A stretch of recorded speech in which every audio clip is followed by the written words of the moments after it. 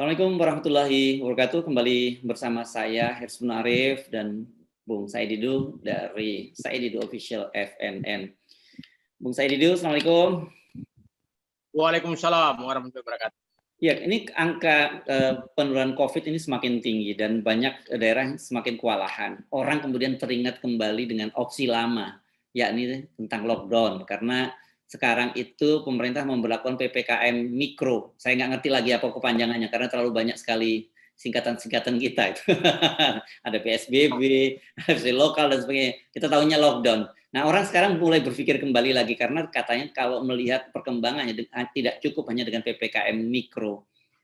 Angkanya dipastikan COVID akan semakin meningkat dan itu yang paling dekat kita khawatirkan adalah fasilitas kesehatan kita akan kolaps. Itu gimana sih Bang Said Didu sebenarnya hitung-hitungannya mungkin nggak kalau sekarang pemerintah melakukan lockdown itu? Saya pikir ini diskusi yang kita lakukan 2019, awal COVID. 2020, bulan Pak? Maret 2019, awal 2020. COVID. 2020, Maret 2020. 2020. Ya. Awal 2020. Kita ngalami betul berdiskusi bagaimana pilihan itu. Ya.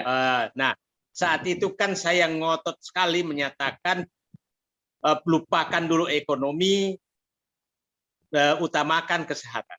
Dan dulu saya punya hitungan, kalau dilakukan lockdown saat itu mungkin butuh 250 sampai 300 triliun sebulan. Nah, 250 sampai 300 triliun sebulan. Kenapa dulu sebulan? Karena banyak sekali daerah yang belum ada sama sekali COVID-nya. Sehingga lockdown-nya hanya yang ada COVID-nya. Sekarang hampir seluruh ini sudah ada COVID-nya. Jadi kalau dilakukan lockdown sekarang, maka lockdown seluruh Indonesia. Lockdown seluruh Indonesia. Dan dulu masih ingat bahwa Presiden dulu Anies Baswedan mau lockdown Jakarta. Dan dimarahi oleh seluruh pejabat pusat. Seluruh pejabat pusat. Menteri memaki-maki, Presiden marah, apa segala. Masih ingat kan? Nah, buzzer lebih marah lagi. Buzzer lebih marah lagi. Ya. Nah, saya yang mengusulkan juga kena uppercut saat itu gitu kan. Nah, jadi sekarang kalau mau lakukan itu dan saat itu pemerintah selalu menghindari kata lockdown karena tidak ada uang sebenarnya. Jadi sekarang menurut saya sudah berat sekali karena untuk melakukan lockdown butuh dana besar sementara uang tidak ada dan harus sudah mengutang. Nah, dampak daripada kebimbangan dan pilihan yang dipilih saat itu bahwa ekonomi lebih penting, maka mengundang wisatawan, macam-macam dilakukan, dampaknya adalah malah menjadi sangat besar. Seperti kita ketahui, BPKP menyatakan bahwa tahun 2020 dana untuk COVID itu 800 triliun. 800 triliun uang sudah habis untuk COVID, ternyata COVID tidak hilang. Itulah karena kebijakan tidak keras. Negara-negara lain yang keras, yang tegas sekali menyelamatkan COVID dan mengabaikan dulu ekonomi, itu selesai. Amerika sudah bergembira, Italia bergembira, Belanda bergembira, nonton bola orang di Eropa sudah tidak pakai masker, karena tegas. Nah, kita karena tidak tegas, uang habis 1.000 triliun lebih, tapi COVID tidak hilang. Nah, ini menurut saya dampak daripada ketidaktegasan untuk mengambil sikap. Nah, kalau sekarang mau ngambil sikap, berarti kalau mau lockdown, maka seluruh Indonesia dilakukan lockdown. Kalau dilakukan lockdown sekarang, karena itu undang-undang, maka seluruh biaya hidup masyarakat harus ditanggung. Dan itu selalu yang dihindari pemerintah pusat. Sehingga sekarang, sampai tadi, pernyataan Presiden itu meminta terus ke Pemda. Pemda nggak punya uang. Nah, jadi ini sebenarnya pemerintah pusat memarahi Pemda, padahal nggak ada uangnya. Nah, Pemda disuruh menyelesaikan masalahnya, padahal sementara ini masalah pusat. Nah, coba mari kita menghitung sekarang. Kalau dilakukan lockdown sekarang, berarti ada 270 juta orang yang harus ditanggung hidupnya. Ditanggung hidupnya selama 2 minggu lah umpamanya.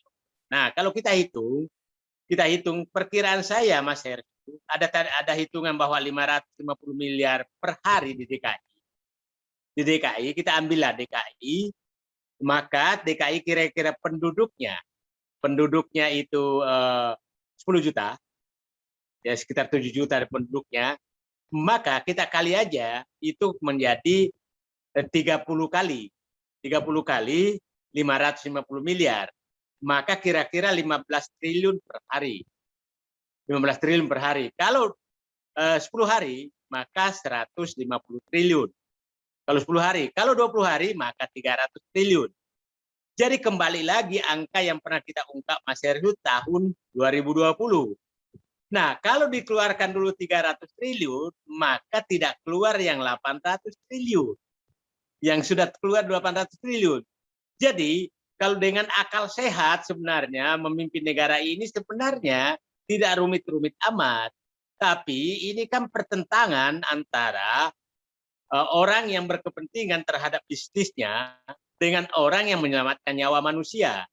Nah, banyak sekali orang yang tidak mau melakukan lockdown karena bisnisnya dipikirkan. Nah, itulah bahayanya oligarki. Oligarki dalam pengambilan keputusan. Karena sebenarnya pejabat ini mementingkan bisnis dia dan bisnis teman-temannya. Sehingga melarang lockdown. Nah, akhirnya negara sekarang sudah kehilangan 800 triliun, dikorupsi pula, ya kan? Tapi COVID tidak hilang. Coba dulu kalau mengeluarkan mungkin hanya 200 triliun, maka hanya berhenti 2 minggu atau 20 hari, ekonomi berhenti, tapi ekonomi itu sejak itu sudah berjalan. Kira-kira begitu hitungan sederhananya. Ya kan akhirnya yang terjadi sekarang kesehatan tidak, ekonomi juga tidak kan? Nah, itulah pengambil kebijakan itu betul-betul harus, istilah saya, harus hati yang jernih dan mendapatkan petunjuk dari Yang Maha Kuasa agar pengambilan keputusannya tepat. Nah, masih ingatkan kita di awal-awal pandemi, semua menteri adalah dari ubur-ubur, ada main TikTok, ada istilah-istilah makan, semua istilah-istilah melecehkan COVID karena untuk ekonomi itu keluar. Nah, itu menurut saya ya mungkin Tuhan juga marah. Saya kasih musibah, kamu main TikTok, kamu mencari ubur-ubur, itu kan mungkin juga Tuhan marah. Sehingga tidak pernah hilang COVID. Oke, sekarang gini, meskipun sampai hari ini posisi Presiden Jokowi tetap menolak lockdown, andai kata ini tiba-tiba ada kesadaran gitu, akal sehatnya muncul, kemudian dilakukan lockdown, apakah masih bisa pemerintah menanggungnya? Dan dari mana biayanya bisa diambil? Sementara utang sudah mulai menggunung. Saya nggak yakin nggak mampu. Saya nggak yakin mampu. Nggak ada uang. Jujur saya katakan. Dulu masih pilihan apakah lockdown apa tidak lockdown. Sekarang bukan pilihan lagi. Sekarang bukan pilihan lagi. Pilihannya tidak bisa lockdown lagi. Dia nggak punya uang. Jadi menurut saya kepada rakyat Indonesia mari berpikir selamatkan diri masing-masing. Malah saya katakan yang punya uang tingkat RT belilah tabung gas. Kita nggak tahu apa yang akan terjadi. Beli tabung gas mungkin 10, siapa tahu ada anggota RT atau RW-nya itu ini apa namanya kena dan tidak ada rumah sakit lagi, masa pakai gas melon. Nah, jadi menurut saya sekarang betul masyarakat harus bersiap diri karena pemerintah saya katakan sudah tidak mampu. Ini semua dampak daripada utang yang sudah selalu berat. Utang yang sudah terlalu berat. Kalau umpamanya tidak bayar utang 800 triliun tahun ini, masih ada dana untuk masih. Oke, jadi sebenarnya ini ya kita mengingatkan supaya kita mulai saling gotong royong lah ya dalam situasi semacam ini ya untuk mulai lihat kiri kanan gitu. Kalau yang mampu bisa membantu yang tidak mampu itu kembali penting kita ingatkan ya, Bang Said itu. Saya sekarang di jamaah masjidnya ya, itu kita udah kumpul, sekarang kita beli tabung gas untuk kita siap-siap. Siapa tahu ada di antara kita keluarga yang kena, maka kita karena pemerintah pemerintah daerah sudah tidak mampu. Jadi mau memberikan makan saja kepada pasien yang positif itu sudah nggak mampu. Jadi ini memang darurat sekali, darurat sekali. Jadi tabung gas atau tabung oksigen ini, Bang Said itu? tabung oksigen, tabung oksigen. Oh, tabung oksigen. Kalau gas kan untuk masak ya? Tabung oksigen. Ya, ya, Ya, ya. ya, tabung oksigen itu menurut saya. Nah, ini kalau terjadi ini maka menjadi langka dan menjadi sangat susah dicari. Jadi menurut saya terpaksa masyarakat mulailah membeli tabung oksigen untuk disimpan karena tidak. Jadi Pemda DKI itu masih lumayan, uangnya masih ada, tapi saya pikir mungkin sebulan juga udah habis. Nah, sehingga rumah sakitnya masih bisa bikin tenda, tabung gas masih gratis, yang lain masih gratis. Tabung oksigen, di daerah lain sudah tabung berat. Oksigen, bukan tabung gas, tabung oksigen. Oke. Tabung oksigen sudah masih bisa bayar, sekarang daerah lain berat sekali.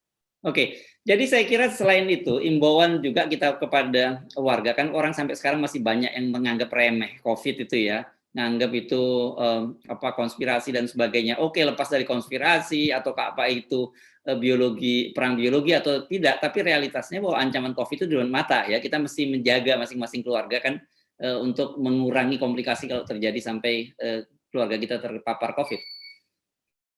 Saya pikir saatnya, saya baru aja ketemu tokoh yang menyatakan COVID itu nggak ada. Sebelum begini deh Pak, daripada kita berdiskusi, dan saya juga tidak mau mendoakan ada keluarga Bapak yang kena, datanglah ke rumah sakit, lihat penderitaan orang-orang yang kena COVID. Saya bilang adik saya korban 1 meninggal, itu saya lihat bagaimana menderitanya. Jadi janganlah menganggap ini, lupakan dulu apa ini konspirasi apa tidak. Ini jelas ada, penyakit ini ada. Itu. Jadi saya menghimbau begini Mas Hershu, saya berharap kita harus menyadari semua bahwa pemerintah sudah tidak mampu menangani COVID. Faktanya dia menghindari betul-betul lockdown. Faktanya adalah dia sudah meminta Pemda yang menangani, artinya nggak ada uang, sehingga tidak ada jalan lain bagi kita semua adalah tingkatkan gotong royong, siapkan kondisi darurat menghadapi musibah ini. Dan jangan anggap remeh COVID, itu yang paling penting ya. Nah, itu yang paling penting, jangan anggap remeh COVID. COVID ini ada, terserah mau menyatakan konspirasi, mau apa, ada. Sama aja umpamanya lagi perang, ya ada senjata, ada peluru yang terbang gitu. Itu kira-kira mau perang seperti apa yang kayak begitulah. Jadi saya berharap masyarakat lupakan diskusi itu. Mari siap-siap menghadapi dan berdoa agar musibah ini segera lewat, karena pemerintah saya yakin tidak mampu lagi membiayai kalau terjadi eskalasi. Oke, baik, terima kasih Bang Said Didu. Assalamualaikum warahmatullahi wabarakatuh. Tetap jaga protokol kesehatan dengan ketat ya, Bang Said. Terima kasih Mas Hershu. Selamat malam. Assalamualaikum warahmatullahi wabarakatuh.